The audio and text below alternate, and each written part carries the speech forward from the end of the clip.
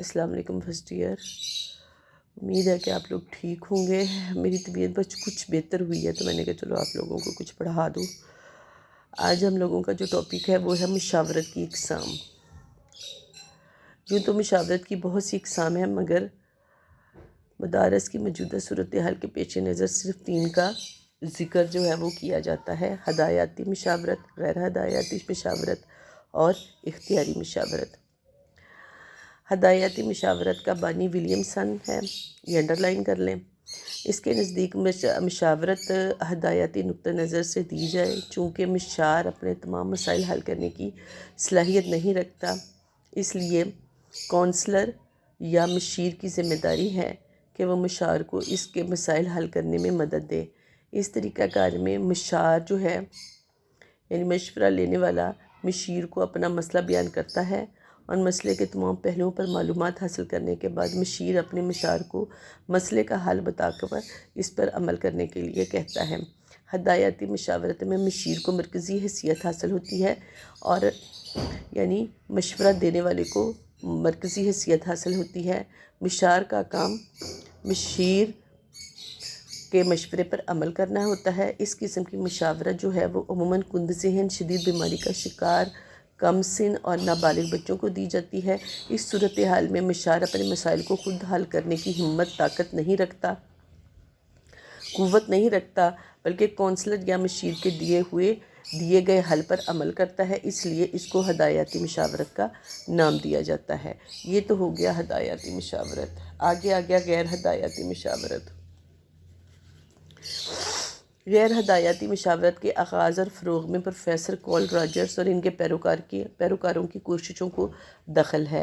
غیر ہدایاتی مشاورت کے طریقہ کار میں مشیر یا کونسلر اپنے مشار کو موقع فراہم کرتا ہے کہ وہ اپنے مسئلہ بیان کرے۔ اس سلسلے میں وہ مشار کے لیے اعتماد، خلوص، رضا اور رغبت کا ماحول پیدا کرتا ہے۔ مشار کو آزادی ہوتی ہے کہ وہ اپنی مرضی سے اپنے جذبات کا جس طرح چاہے اور جس قدر چاہے اظہار کرے۔ اس کے جذبات و خیالات خواہ کتنے ہی فضول، بے ربط اور مہمل کیوں نہ ہوں، مشیر کے لیے مشار اور اس کے جذبات کا احترام بہت زیادہ ضروری ہو جاتا ہے، کیونکہ اس کے احترام اور خلوص کے بغیر مشاورت کا عمل ناممکن ہو جاتا ہے۔ مشیر کو یہ تسلیم کرنا ہوتا ہے کہ مشار ماحول سے مطابقت اختیار کرنے اور آزادانہ زندگی بسر کرنے کی زبردست خواہش موجود ہے، اس لیے مشیر کی ذمہ داری ہے کہ وہ اس خواہش کا احترام کرے اور اس سے کام لے اور اپنا فیصلہ اس پر تھوپنے کی کوشش نہ کرے۔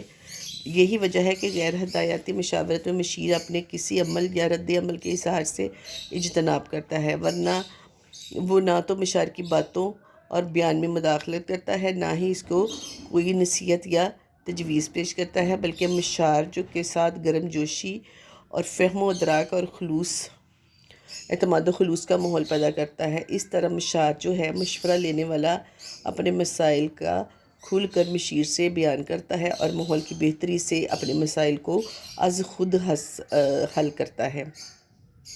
اس کے بعد آ جاتا ہے اختیاری مشاورت۔ اختیاری مشاورت اختیاری یا برمحل مشاورت ہدایاتی مشاورت اور غیر ہدایاتی مشاورت کو نہ تو پورے طور پر قبول کرتی ہے اور نہ ہی اس سے انکار کرتی ہے۔ اس مشاورت کے ماننے والے اس بات پر یقین رکھتے ہیں کہ افراد کے درمیان اختلاف، ان کے مسائل اور ان کو مشکل صورتحال میں ڈالنے والے معاملات ان کے لیے مشاورت کی ضرورت پیدا کرتے ہیں۔ افراد اور معاشرے میں پیچیدگی سے لاتعداد مسائل پیدا ہوتے ہیں اور بہت سے لوگوں کے یکساں نوعیت کے مسائل کو حل کرنے کے لیے کوئی مخصوص طریقہ کار کارآمد نہیں ہوتا۔ اس کا مطلب یہ ہے کہ مشاورت کا کوئی ایک طریقہ تمام مسائل اور تمام افراد کے لیے مناسب نہیں ہوتا۔ اختیاری مشاورت کے مطابق ہدایاتی اور غیر ہدایاتی مشاورت کی درمیانی راہ اختیار کرنی چاہیے، جو نہ تو مکمل طور پر ایک ہو نہ دوسری، بلکہ ضرورت، حالات، مسائل اور موقع محل کے مطابق اپنی حکمت عملی اور مشار کے مزاج کے مطابق طے کی جاتی ہے۔ یہ تو ہو گیا مشاورت کی اقسام۔ ہدایتی، غیر ہدایتی اور اختیاری مشاورت۔ اس میں آپ کو جو چیزیں کچھ سمجھ نہ آئیں وہ آپ لوگوں نے پوچھ لینے ہیں۔ تو اس طریقے سے یہ چیپٹر اب ختم ہو گیا۔ انشاءاللہ ہم لوگ کل کو یہ چیپٹر جو ہے معاشرہ، کمیونٹی اور تعلیم والا شروع کریں گے۔ آج کے لیے اتنا ہی کافی ہے۔ اللہ حافظ۔